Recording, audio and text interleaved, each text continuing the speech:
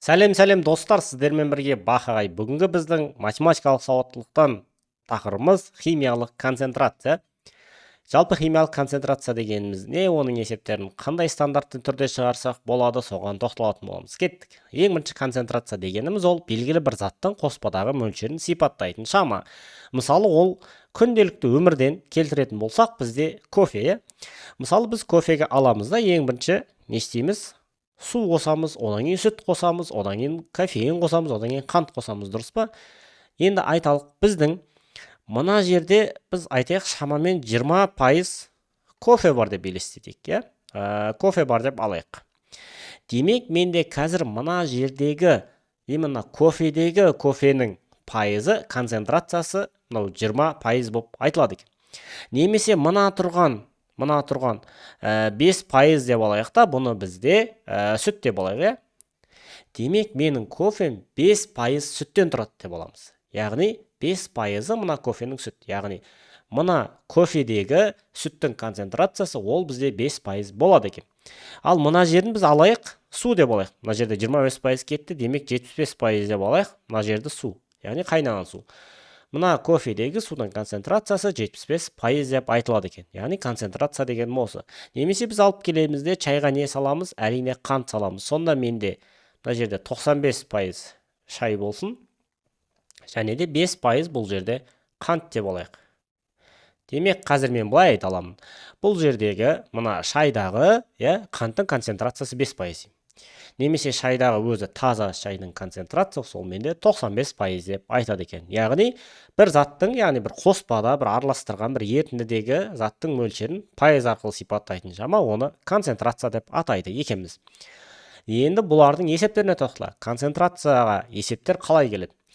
Бізде айтады, концентрациясы 12% болатын 3 килограмм тұзды суды концентрациясы 18% болатын 7 килограмм тұзды сумен араластырғанда пайда болатын тұзды судың концентрациясын табыңыз дейді. Бұл бізде өте оңай. Жалпы концентрацияның есептері дәл осы көрсетілген сызбадағыдай 3 банк арқылы шығады. Яғни осылай 3 банк сызып қойыңыз, болды, барлық есептер осы стандартқа келеді. Так, енді бұл жерге не жазамыз? Жоғарғы жағына масса жазамыз. Мына жерге концентрация жазамыз. Концентрация астына ештеңе жазбаймыз, ол белгілі бір нәрселерді түсіндіру үшін керек болады. Егер қазір есеп барысында оны қолдануға тура келсе қолданамыз, қолданбайтын болсақ, не үшін екенін міндетті түрде айтып түсіндіріп кетеміз. Кеттік. Бізде айтады, концентрациясы 12% болатын, концентрациясы 12%, мына жаққа концентрация жазамыз. 3 килограмм тұзды суға, 18% болатын концентрациясы 7 килограмм тұзды суды қосқан кезде пайда болған тұзды судың концентрациясы, яғни мына жердің концентрациясы менде белгісіз, бірақ бұның массасын қазір біз шығарып аламыз. Кеттік. Мына қызылмен жазылғандар берілгені болсын, ары қарай қарамен есептейік. Бізге айтады, 3 килограммға 7 килограммды қосатын болсам, ол 10 килограмм болатыны ақиқат. Дұрыс па? 3 килограмм суға 7 килограмм су қосатын болсам, ол общий 10 килограммды береді. Демек, болды. Мына ақпараттар берілсе жеткілікті. Мен аламын 3-ті 12-ге көбейтемін. Әрқайсының өзінің концентрациясына 7-ні 18-ге көбейтемін. Қосылған 7 көбейтілген 18 тең болады 10x-қа көбейтемін 10x. Жай ғана осы теңдеуді шешсем жеткілікті. 3-ті 12-ге көбейтемін 36, қосамын 7-ні 18-ге калькулятормен көбейтіп жіберейік. 126 болады екен. Тең болады 10x-қа. Осы жерден 126-ға 36-ны қосатын болсақ, 162 тең болады 10x-қа, x тең болады, яғни 162-ні 10-ға бөлетін болсам, 16,2% деген жауап шығады, яғни С жауап нұсқасына сәйкес келеді. Барлық концентрация есебі дәл осы біздің сызба арқылы шығатын болады. Кеттік. Енді екінші есеп. Дәл осындай есеп. Бізге айтады, 300 грамм 4%-дық, кеттік. 300 грамм 4%-дық, және де 500 грамм 12%-дық күкірт қышқылын араластырылды. Жаңа алған ерітіндінің концентрациясы мынау бізде белгісіз. Ал қалған ақпаратты өзім толтырып жаза аламын. 300 граммға 500 граммды қосатын болсам, мына жерде 800 грамм болатынымызды білеміз. Енді дәл жағындай 300-ді 4-ке көбейтемін.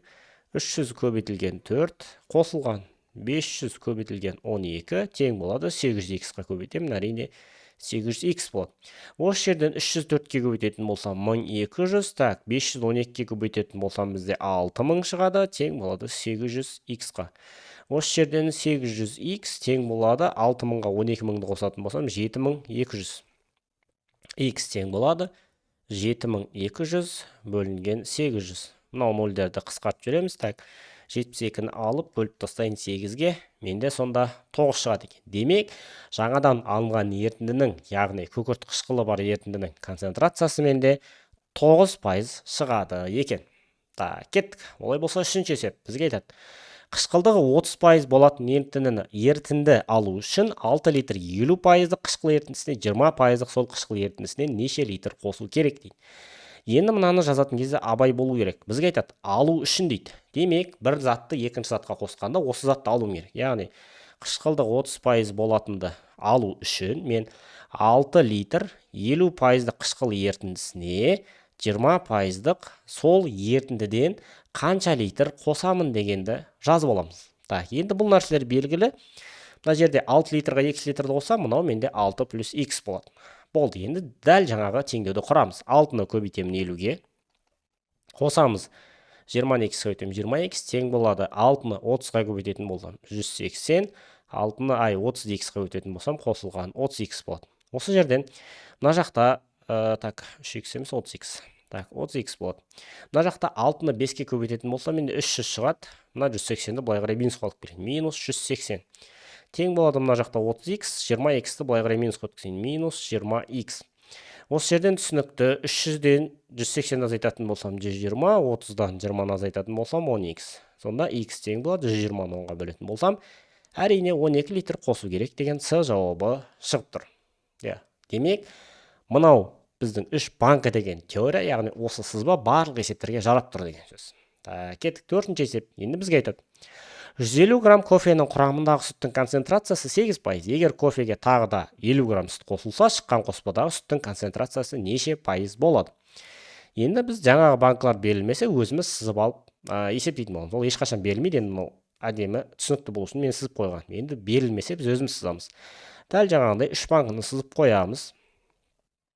Так, өзіміздің 3 банканы сызып қоямыз. Бізге айтады, басында не бар? 150 грамм кофе бар. 150 грамм кофе бар. Оның құрамында сүттің концентрациясы. Так, мына жақта 8% сүт кетіп жатыр. Егер кофеге тағы 50 грамм сүт қосылса, 50 грамм сүт қосылса, бізде айтады, шыққан сүттің концентрациясы неше пайыз? Мынау белгісіз. Так, енді белгілі нәрселер жаздық, енді өзіміз жазу керек тағы бір нәрселер бар. 150-ге 50 грамм қосатын болсам, әрине жаңа кофе менде 200 грамм екені ақиқат.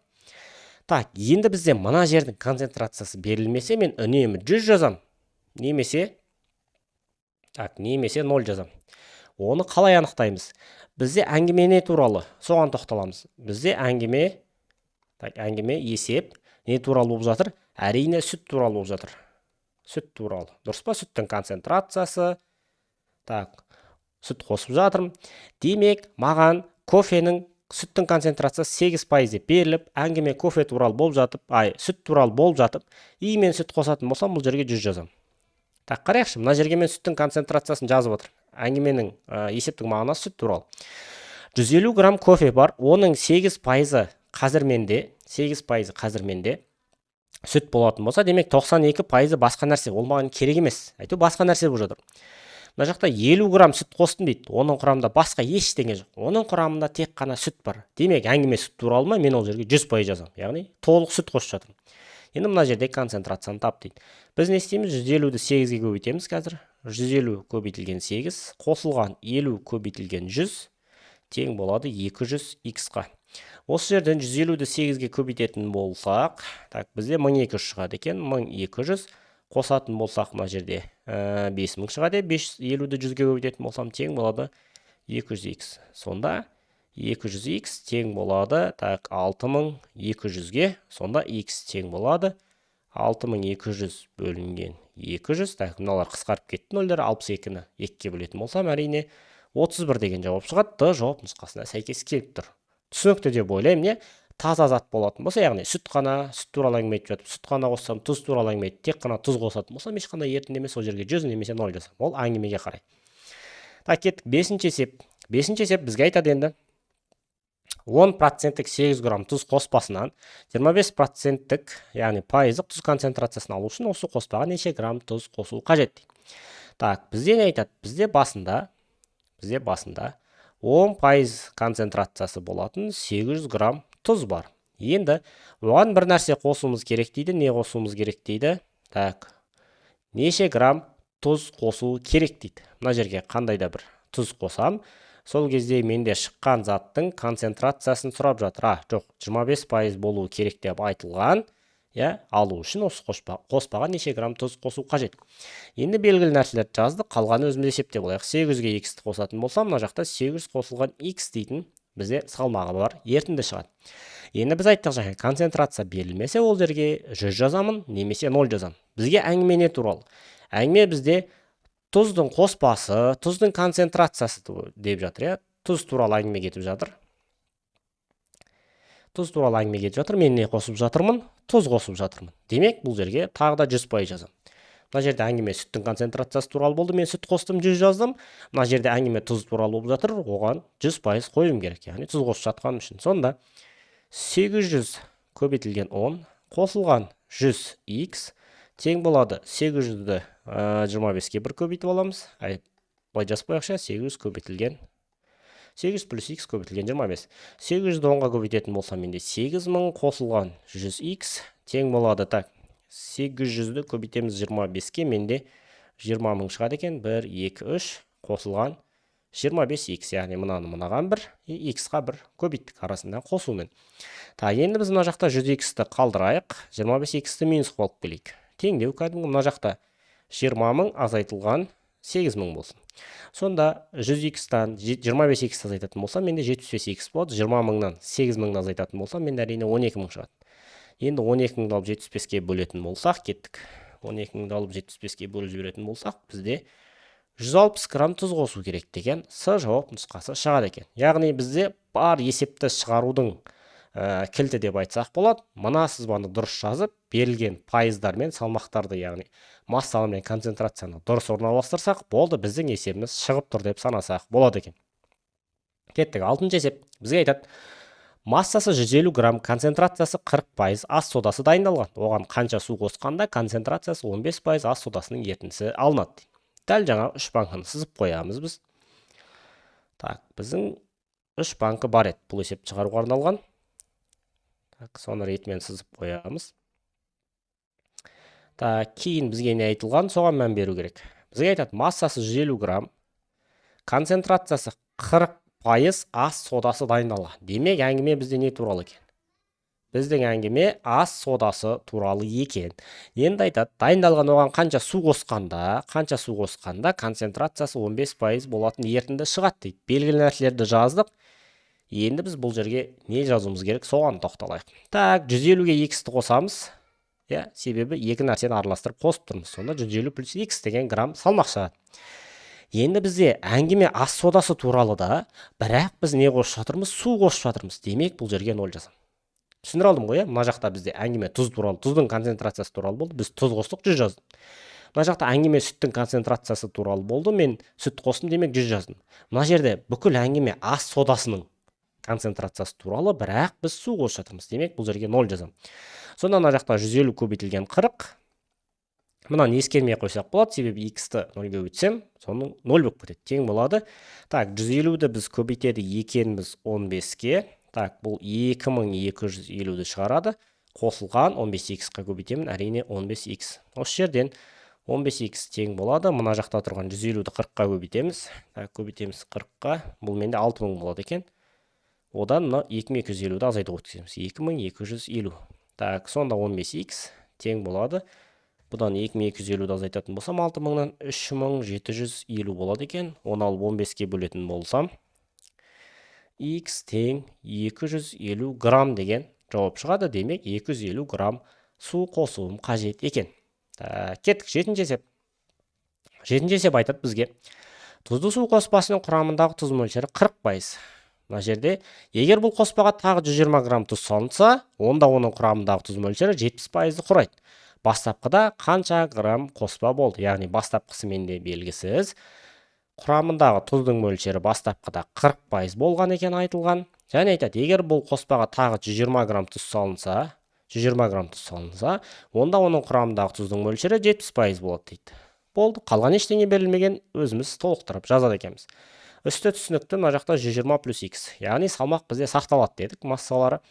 Енді айтады, маған әңгіме не дейді? Тұздық су қоспасының құрамындағы тұз мөлшері.